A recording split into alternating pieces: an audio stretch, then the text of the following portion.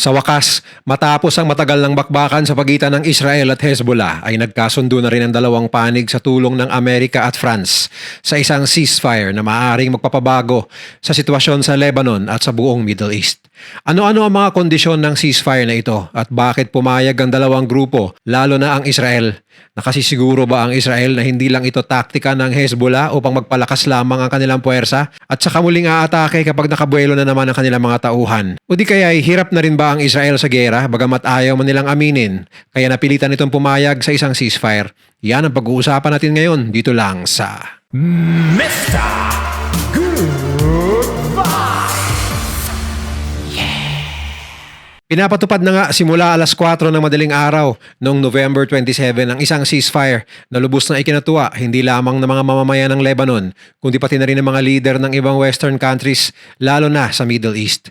Ito ay matapos ang halos 2 buwan na all-out offensive na ginawa ng Israel laban sa Hezbollah na nagsimula noong October 1 nitong taon sa pamamagitan ng pagpasok sa Lebanon ng kanilang ground forces at walang habas na pambobomba ng kanilang air force sa mga Hezbollah facility, weapons depot at headquarters na ikinasawi ng marami sa kanilang mga kasapi at halos lahat ng commander ng Hezbollah. Kasama na rito ang kanilang long-time Secretary General at overall leader na si Hassan Nasrallah. Sa katunayan, umusbong ang bakbakan ng dalawang panig 13 buwan na ang nakakaraan.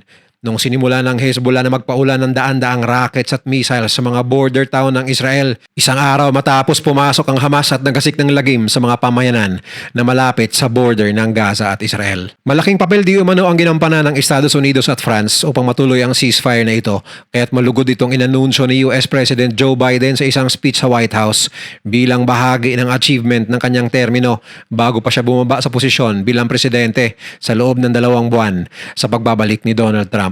Samantala, si Trump naman ay nagbigay rin ng pahayag na malaking dahilan raw ng pagpayag ng dalawang grupo ay ang kanyang nalalapit na pag-upo bilang Pangulo ng Amerika. Kaya lumambot ang dalawang panig at nagkasundo sa isang ceasefire. Ngunit ano nga ba ang mga kondisyon na nakasaad upang matuloy ang tigil putukan na ito ng Israel at Hezbollah? Ayon sa kanilang napagkasunduan, magkakaroon di umano ng 60 days na tuluyang paghinto ng opensiba mula sa dalawang panig. Sa mga panahong ito, kinailangang umatras ng lahat ng Hezbollah fighters 40 kilometers papalayo sa Israel-Lebanon border, lagpas sa Litani River, habang ang lahat naman ng Israeli ground forces ay aalis mula sa Lebanon.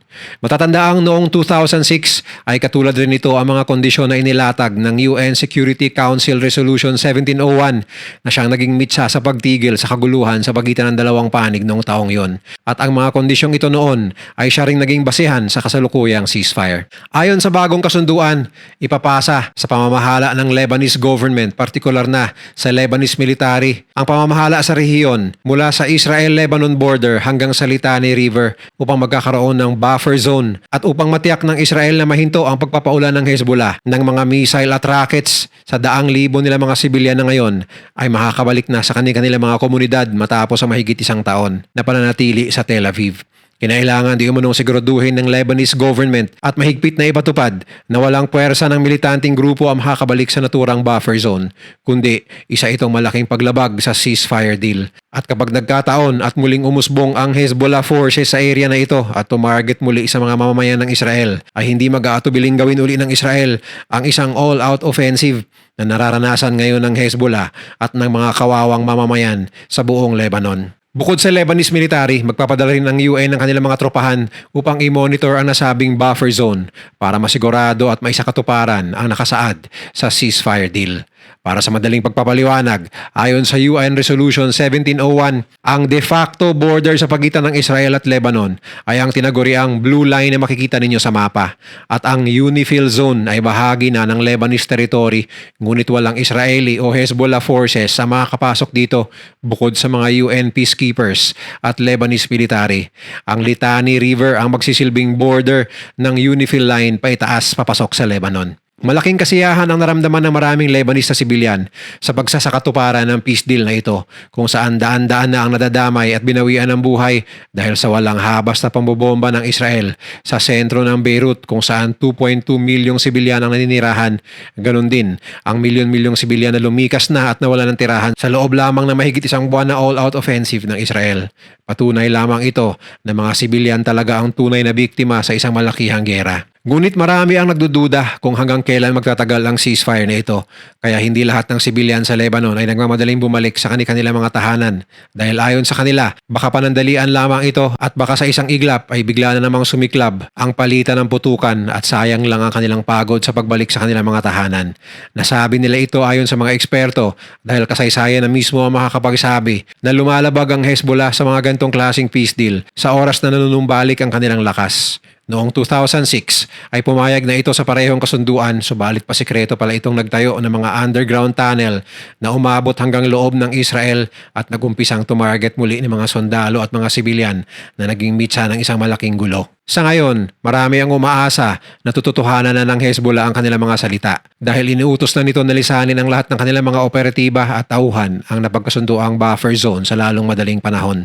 Tanging panahon na lang ang makakapagsabi kung hanggang kailan susundin ng Hezbollah ang napagkasunduang kondisyon sa peace deal na sinang-ayunan ng dalawang panig. Ngunit bakit nga ba pumayag ang Israel sa isang ceasefire gayong halos maubos na sana nila ang lahat ng leader at commanders ng Hezbollah? Maging si Hashem Safieddin na papalit sana kay Nasrallah ay tinapos na rin nila ang buhay. Hindi ba natatakot ang Israel na baka magpapalakas lamang ang Hezbollah at muli ay sasalakay na naman ito kagaya na nangyari noong 2006? Ayon sa mga eksperto, naisip na rin ito ng Israel at handa silang mangyari itong muli. Ngunit sa puntong ito, bagamat ayaw mo nilang aminin, ay exhausted na rin di umano ang mga tauhan at resources ng Israel sa sabay-sabay na digmaan simula pa noong October 2023 sa magkakaibang panig sa Gaza, sa Lebanon at maging laban sa Iran. Sa kaso ng Hezbollah, bagamat labis na kawalan na sa grupo ang pagpaslang sa karamihan ng kanilang mga leader, hindi pa rin ito nawalan ng kakayahan na tumarget sa Israel sa pamamagitan ng drones at missiles. Yan ay dahil malakas pa rin ang suporta ng Iran sa grupo, kaya tila hindi nauubos ang kanilang mga pampasabog sa kabila ng kabi-kabilang pambobomba ng Israel sa mga tunnel at warehouse na pinag-iimbakan ng Hezbollah ng kanilang mga armas. At sa kabila ng pagkawala ng kanilang mga leader ay nananatiling malakas ang mga paksyon ng Hezbollah na nakakalat sa buong Lebanon. Ayon sa mga eksperto, kapag sinalin sa salitang Ingles, Israel is winning battles against Hezbollah but not yet the war. Ibig sabihin, kahit pinulbos na ng Israel ang mga kampo at mga pasilidad ng Hezbollah sa buong Lebanon, pati na rin ang kanilang mga leader, hindi pa rin nila nabuwag ang kakayahan ng kalaban na umatake at gumanti sa kanila. At ito ay sadyang mahirap gawin dahil sa bawat pagkamatay ng isang leader ng kalaban, may bagong leader na naman ang papalit. Sa bawat pagbomba ng Israel sa mga stockpile ng armas ng kalaban ay kaagad lamang itong napapalitan hanggat andyan ang mga taong may galit sa Israel at ang suporta ng Iran na patuloy pa rin nagbibigay ng armas at pondo sa mga grupong tulad ng Hezbollah at Hamas. Kaya hindi basta-basta tuluyang matatalo ng Israel ang kalaban. Sa panig ng Israel, isang malaking tagumpay na ang mapalayas ang Hezbollah sa buffer zone at sa wakas ay makakabalik na sa kanilang mga tirahan ang halos 100,000 nilang mga mamamayan na napilitang lisanin ng maraming komunidad sa Israel-Lebanese border na mahigit 1 taon na. Ang mga ito ay pinatira na lang ng gobyerno sa mga hotel at apartment sa sentro ng Israel na Tel Aviv dahil sa walang tigil na pananarget ng Hezbollah. At para sa kanila, ito ang sukatan ng kanilang tagumpay sa puntong ito ng laban. Isa pa, maraming ulat na nagsasaad na lubhanang naapektuhan ng ekonomiya ng Israel dahil sa mga gerang kanilang kinakaharap. Isang halimbawa na lamang ay ang malaking perang nawawala sa bansa pagdating sa turismo. Malaking bahagi ito sa kanilang national income at tinatayang 200,000 ng mga Israeli ang dependent ang pangkabuhayan at negosyo sa turismo. Marami na ring naiulat na mga tech companies ang umalis sa Israel dahil sa hindi pa rin natatapos na conflict at ang bantaan ng kaligtasan sa kanilang mga empleyado maging lokal man o mga dayuhan. Subalit ang mas pinakaapektado ay ang mga maliliit na negosyo sa Israel na kapag hindi tumigil ang gera ay tinatayang aabot sa 60,000 na mga small business ang maaaring magsara sa susunod na taon. Sinisisi ng mga mamamayan ng gera kung bakit mas lumalaki pa ang budget deficit ng Israel nitong 2024. Ayon sa estimate ng Bank of Israel, kapag nagpatuloy pa ang gera laban sa Hezbollah o maging sa Hamas hanggang 2025, gagastos pa ang pamahalaan ng aabot sa $66 billion o 12% ng kabuuang GDP ng bansa upang mapanatili ang kanilang bentahe sa battlefield at upang matustusan ang gera. Bago pa ng gera sa Gaza at Lebanon, inestimate ng International Monetary Fund na lalaki ang ekonomiya ng Israel ng 3.4% ngayong 2024. Subalit dinowngrade nila ang estimate na ito sa 1% na lamang dahil sa kaliwat kanang gera na kinasangkutan ng bansa.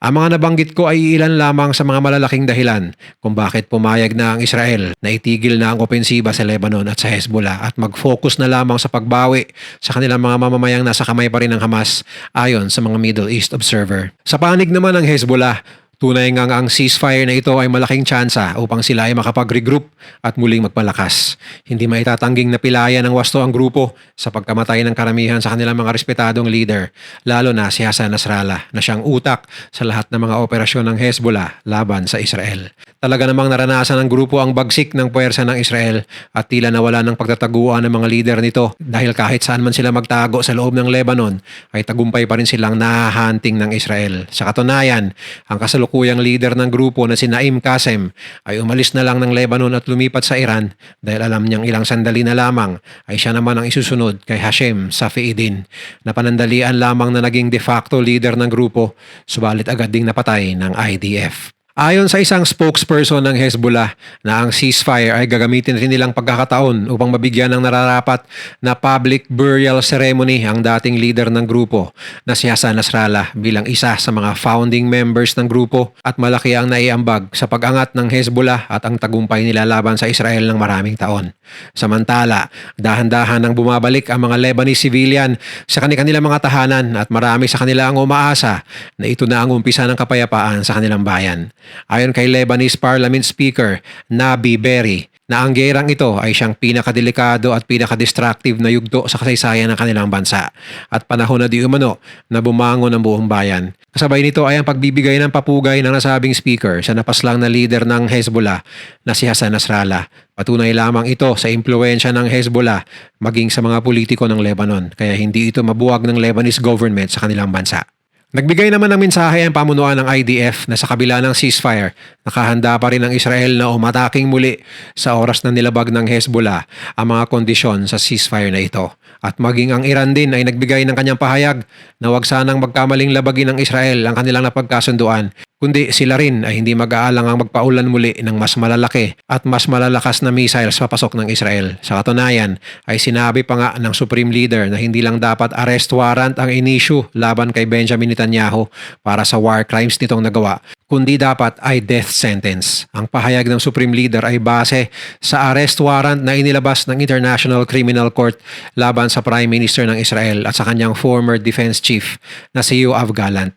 Ito ay sa kabila ng mga balita ng pagiging malubhana ng karamdaman ng Supreme Leader at ang anak na nito ang napipintong papalit sakaling ito ay lumisan dahil sa malubhang sakit anumang oras. Sa pagpapatupad ng ceasefire, narinig ang malalakas na putukan sa kabuuan ng Beirut, Lebanon. Ngunit sa pagkakataong ito ay hindi galing sa Hezbollah at IDF, kundi galing sa mga sibilyan bilang selebrasyon sa muling pagbabalik ng katahimikan sa kanilang lugar ang mga putukan. Dumagsari ng mga tao sa lansangan upang magdiwang sa pagtatapos ng putukan at bombahan sa kanilang lugar. Ang Lebanese Army naman ay naghahanda na rin ipadala ang marami sa kanilang mga tropahan sa buffer zone upang ipatupad ang seguridad doon base sa kondisyon ng ceasefire. Ngunit isang araw bago ang ceasefire ay humirit pa ang Israel at nagsagawa ng isang napakalaking airstrike sa sentro ng Beirut bilang huling tangka na targetin ang iba pang leader ng Hezbollah na aktibo pa rin sa mga operasyon laban sa kanila. Sa kabilang banda naman, nagpahayag na rin ang Hamas na handa na rin itong makipagnegosasyon sa Israel para sa isang ceasefire. Subalit ayon sa mga eksperto, mas mahirap di umunong maisakatuparan ang ceasefire sa Gaza dahil sa mga kondisyon na hinihingi ng Hamas at Israel na hindi pa sila nagkakasundo, katulad na lamang ng daan-daang Palestinian prisoners na dapat pakawalan ng Israel kapalit ng kanilang mga Israeling bihag. Ganon din ang tuluyang pag-alis ng buong puwersa ng Israel sa Gaza na hindi kayang gawin ng Israel dahil sa takot na babalik lang din uli ang Hamas sa paghahasik ng lagim sa oras na makabawi ito at sa oras na makaalis sila sa Gaza. Sana lang na ang ceasefire na ito ay magiging mitsa ng pagtatapos ng malawakang gyera hindi lamang sa Lebanon, kundi maging sa Gaza na rin at maging sa buong gitnang silangan. Dahil hindi may pagkakaila na masyado ng maraming buhay ng mga inosenteng sibilyan ang nasasayang. At habang may mga bata, matatanda at mga pamilyang binabawian ng buhay, mas lalo lamang lumalalim ang galit ng mga bagong sibol na kabataang taga-Gaza o taga-Lebanon laban sa Israel. At pagdating ng araw ay sila din na magiging membro o leader ng bagong henerasyon ng mga kalaban ng Israel. Isa itong malaking dahilan na hanggang ngayon ay hindi pa rin natatapos ang gulo sa panig na ito ng mundo. Kung nagustuhan mo ang video na to, share mo naman sa iba at mag-subscribe ka na rin Panoorin mo na rin yung mga videos na nasa kanan para lalo pang maubos ang oras mo.